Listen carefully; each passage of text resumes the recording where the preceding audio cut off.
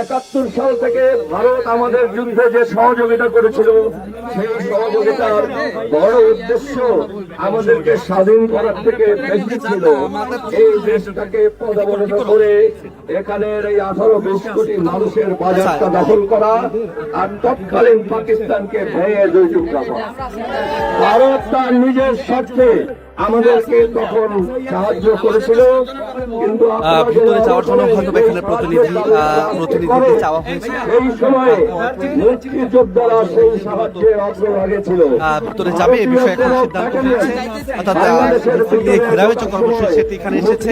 তবে এই মুহূর্তে ভারতীয় হাই কমিশনের সাথে কথা বলার জন্য কয়েকজন প্রতিনিধি গণঅধিকার অন্যান্য সংগঠন থেকে রয়েছে, তাদের প্রতিনিধিরা যাবে। এই মুক্তিযোদ্ধাদের সামনে রাখতে এই কারণে যে পাকিস্তানিরা যদি মধ্যবর্তী জায়গায় কোনো মাইন লাগিয়ে থাকে, সেই সমস্ত মাইনে যাতে আগে বাংলাদেশিরা নিহত হয়। এবং আমি অনেক সেই আমলের সুরক্ষে জানি, যারা ভারতীয় একটা ব্যাটালিয়নকে খোলা মাঠের মধ্যে দিয়ে আনার সময় মাইনে নিহত বা হতো বা পঙ্গ হয়েছে। ভারতকে যদি সেই সময় মুক্তিযোদ্ধারা এইভাবে সহযোগিতা না করত, তাহলে 16 দিনের ওই যুদ্ধ জয় করা ভারতীয়দের কখনোই সম্ভব হতো না।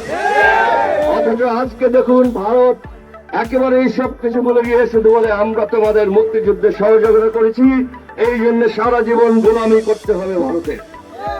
এটা খুব অযৌক্তিক দাবি।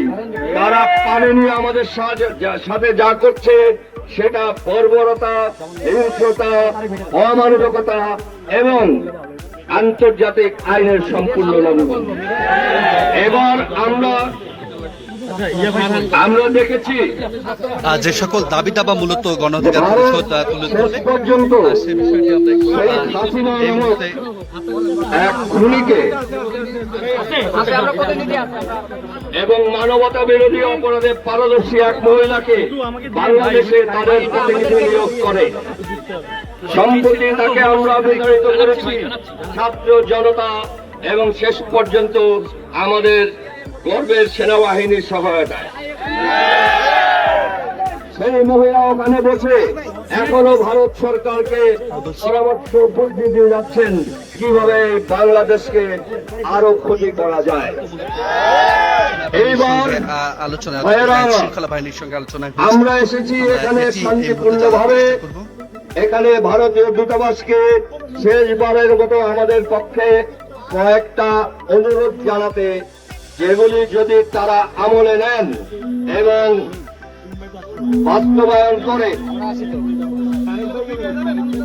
তাহলে তাদের সাথে বন্ধুত্বের হাত আমরা অতটুকুই প্রসারিত করব যতটুকু তারা প্রসারিত করবেন। আনকন্ডিশনাল বা শর্তহীন কোন বন্ধুত্ব বাঙালি আর কারোর সাথে করবে না, ভারতের সাথে তো অবশ্যই নয়। যদি আজ থেকে আগামীতে একটা রিজনেবল সময়ের মধ্যে ভারত বন্ধুত্বের কোন নিদর্শন না দেখাতে চায়, ভারত সারাদিনই তাদের মিডিয়ায় বলতে থাকে এখানে সবাই মার্কিন গুপ্তচর অথবা সবাই পাকিস্তানের গুপ্তচর বা চায়নার গুপ্তচর, বাংলাদেশি নাগরিককে ভারত চোখে দেখে না, তাদেরকে সমস্ত বাঙালি জাতি একসাথে হয়ে একবার দেখাতে হবে তোরা দেখ বাঙালি জাতি আছে এবং কিভাবে আছে। আমরা এইবার যদি ভারতের থেকে বন্ধুত্ব সুলভ কোনো সাড়া না পাই, তাহলে এই বন্ধুত্বের চ্যাপ্টারটা আমরা আগামী অনেক দিনের জন্য ক্লোজ করে দিব। এবং ভারতের সাথে আমরা বুঝতে চাই তারা কত বড় শক্তি। আমাদেরকে ভয় দেখাবেন না, আমাদেরকে আণবিক বোমা দেখাবেন না, আমাদেরকে বড় বড় কামান বন্দুক দেখাবেন না। ওগুলি আমরা অনেক দেখেছি। বাঙালি অপরাজেয়, মনে রাখবেন, বাঙালি যদি একবার জেদ চাপে, এই 18 থেকে 20 কোটি লোক নিয়ে আমরা ভারতে ঢুকে যাব। আপনারা চারিদিকে শুধু অন্ধকার দেখবেন, যেবার এবার আপনাদের বন্ধু হাসিনা দেখে গেছে। বাংলাদেশ নির্ভর করে তার জনশক্তির উপরে, এবং এই জনশক্তি এমন অপ্রতিরোধের জায়গায় যেতে পারে দেশপ্রেমে তাড়িত হয়ে এবং দেশের ভালোর জন্য, সেটা পৃথিবীর আর কোনো জাতির সাথে তুলনা হয় না এবং আপনাদের ভাবনার অনেক বাইরে।